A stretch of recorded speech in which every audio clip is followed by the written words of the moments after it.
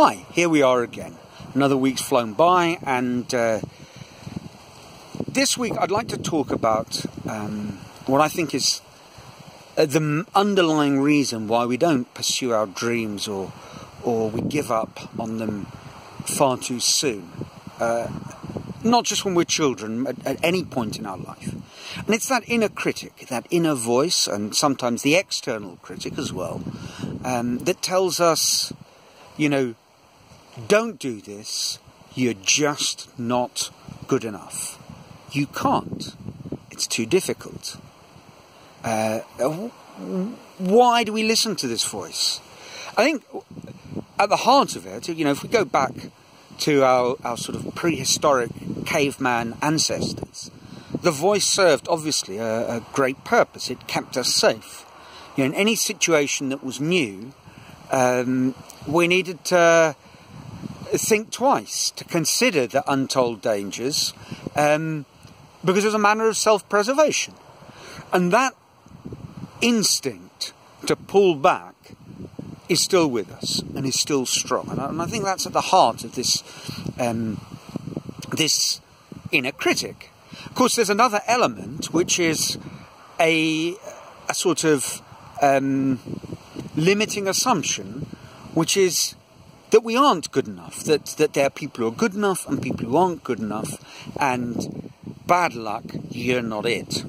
You didn't have the singing gene. Actually, that's probably quite a good place to start, by way of an example. When I was in my last year of primary school, I actually tried out for the school choir. Now, anyone who's heard me sing will know that probably wasn't a good idea. I know why I wanted to. I was at that age when, you know, I wasn't quite sure how to go about meeting girls, but I thought I'd realised that if I go somewhere where there are a lot of girls, that I'm more likely to meet them. And the school choir was a great place. And actually our school had a tradition of putting on these wonderful musicals. And that year we were going to put on Joseph and his Technicolor Dreamcoat. So I showed up in the afternoon in the school hall for my audition. And the music teacher, Mr. De Beer, got me to sing. You know, he'd sing a note, I had to sing a note, or he'd sing something, I had to sing something. He was tinkling away on the piano, and after a few moments he said, "Neil, honestly, no, you just don't have what it takes." I don't think he used the phrase tone deaf, and I'll come on to that in a moment, but he might have. I said, "Oh, Mr. De Beer, I want to be in the musical. It's, you know, I've got my heart set." And he said, "Well, actually, Neil, you're quite strong." You know, it was interesting at that age. I suppose I was 12. I'd kind of reached my full height. I think I stopped growing shortly after. I possibly grew another centimetre or two, but that was it. And so I was tall for my age and reasonably strong. And he said, "We've got the perfect part for you." I said, "Fantastic, what is it? You know, do I have to speak?" He said, "Well, not exactly." "Well, do I have to act?" He said, "It's not that challenging, but, you know, you're perfect for it." I said, "Well, I can't take the suspense. What is it?" He said, "Well, the way I've got the play sorted out, the musical sorted out, there's an important pivotal scene, and you're central to it. You're going to carry the scene, as it were." I said, "Fantastic. How do you mean?" He said, "Well, you're going to be the back end of the camel. It's an important song, and Potiphar's wife needs to be moved around the stage on a camel. And, you know, you'll be perfect." The back end of a camel. And so there I was. The big night came. The scene lasted a matter of minutes. I had a pair of sort of camel-coloured tights on. You could see my leg and my buttocks. You could see Potiphar's wife sitting on top of me, and I was holding on in that traditional, you know, two-person horse, or in this case camel scene, carrying her around the stage. And that was it. The end of my singing career, before it had even begun. You know, there were little moments when I tried to sing again. You know, they started doing Christmas carols when I was at St. Paul's in Sao Paulo, and we were doing them at a friend's house, a sort of a warm-up evening. And at a certain point, my friend Mike kind of quietly leaned over to me and said, you know, this activity would be much better off if you did two things. I said, what's that? He said, one, if you stop singing immediately. Oh, damn it, it's true. He said, and if you just went to the kitchen and made caipirinhas. So I did that, and you know, I think it worked out for the best for everybody. Thing is, though, I could sing. I mean, I don't sing very well. I sing terribly, but that's because I haven't learned how to sing. I could learn how to sing. I'm not tone deaf because nobody is tone deaf. You know, I listened to a very interesting person, as always, the name escapes me, and they were talking about how, you know, the phrase tone deaf is just ridiculous. If we were tone deaf, we wouldn't know to whom we were speaking on a telephone. You know, we're fantastic. Our ears are fantastically adept at distinguishing between different tones. You know, so my inability to sing is not because I can't. You know, it's not a hearing problem. I mean, obviously, there are people for whom singing or even speaking is difficult because of auditory difficulties. And, you know, perhaps they can sing, but it will pose more of a challenge. But I think I could sing well enough if I simply received the right instruction and had the persistence to crack on with it. The same thing happened actually with my drawing. I mentioned before how after years of not doing any art, I was doing my teaching practice in London, and my brief on a Friday afternoon was to babysit a group of delinquents who quite clearly, well, the number exceeded the health and safety regulations for the art room, so there was a surplus anyway, and the art teacher found, you know, the 5 or 6 naughtiest boys and girls and shoved them in a spare room, gave them a drawing exercise, and I was there as sort of crowd control, and they challenged me and said, you know, drawing's such fun, why don't you join in? And I did, and I actually started enjoying it. You know, I enjoyed drawing, and then, you know, again, I'm certain I've mentioned before, you know, I started drawing at the art club on a Friday afternoon at the school, because I was waiting for Mick, the art teacher, to finish his Friday afternoon activities so that we could all trundle on to the pub. The Green Man, classic southwest London pub in Putney. So I'd join in with the art club.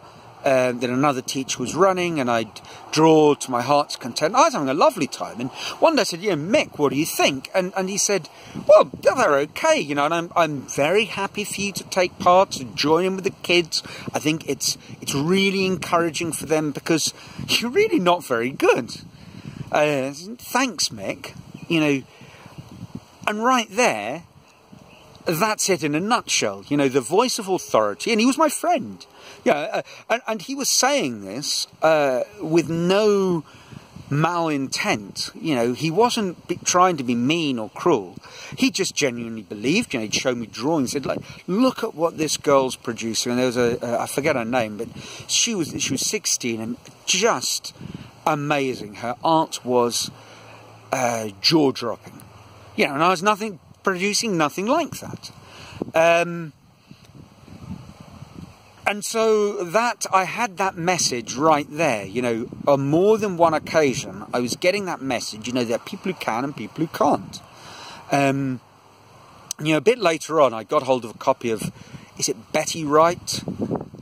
Drawing on the Right Side of the Brain. So maybe it's not right, but I think it is. I don't know. Anyway, it's a great book for beginning artists.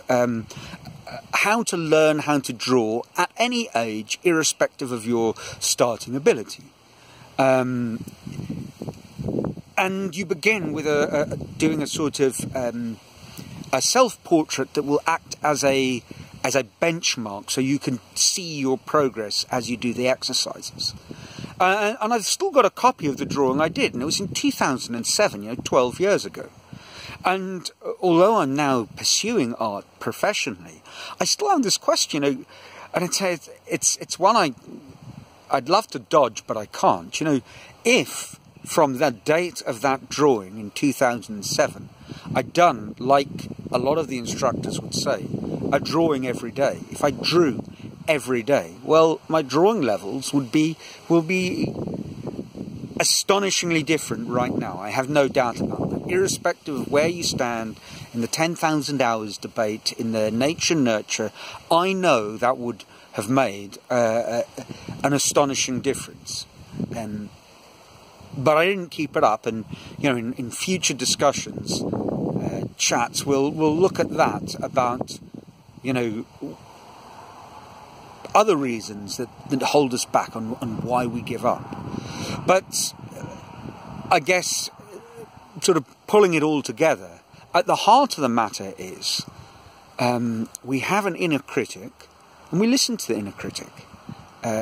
It's there for a good reason, to protect us from our worst impulses and desires. But in our modern 21st century version of Homo sapien,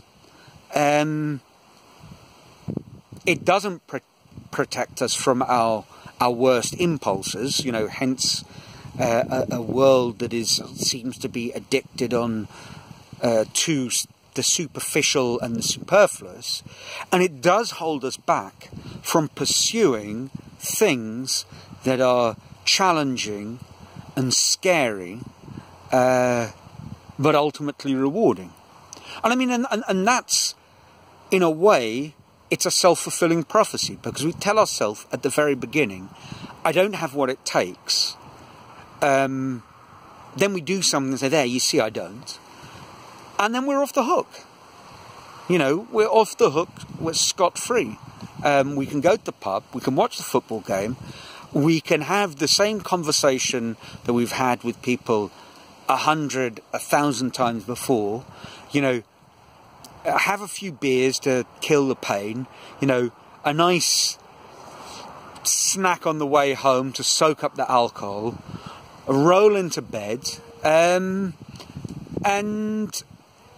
that's okay, I guess, but very often it's, we're holding ourselves back, and we're scared to confront our biggest fear, which is, that it's not going to be very good. And it's not, because when we start, it won't be.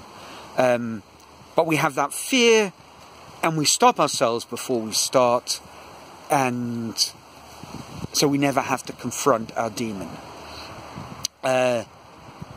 We'll be talking about demons as well, and perhaps daemons a little later on, but I guess that's it for this week. I'd love to hear what you have to,